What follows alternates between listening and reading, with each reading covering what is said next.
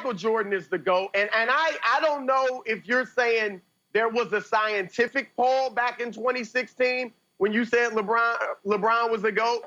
But I actually think that this documentary has added more young people to the Jordan side. I think, obviously, people of my generation were thinking it was Jordan. I'm shocked that in that ESPN poll, he ran away with it among young people, among millennials, and I think this documentary has a lot to do with it. Look, LeBron, we nitpick on this, but Michael Jordan had no weaknesses whatsoever in his game. Even if someone tries to argue three-point shooting, first of all, it wasn't a weakness at the time he played. Secondly, his career three-point percentage is the same as Kobe Bryant's. Nobody's looked at Kobe and said his three-point shooting was a weakness. So Jordan had no weaknesses. LeBron does, as great as he is. Number one, the free throw shooting.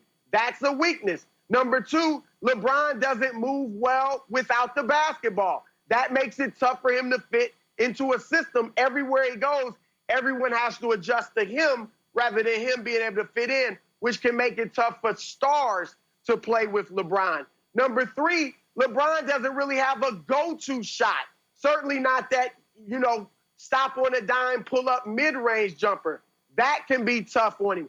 And then you want to talk about, a lot of people say the super team era that LeBron's played in. Here's the problem, and that's why he only has 3 rings and 9 finals appearances. The problem is that LeBron had super teams.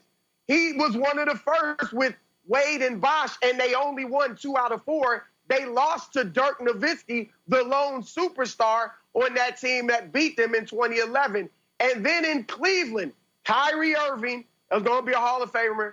Kevin Love was putting up numbers we hadn't seen since before the ABA-NBA merger when he was in Minnesota.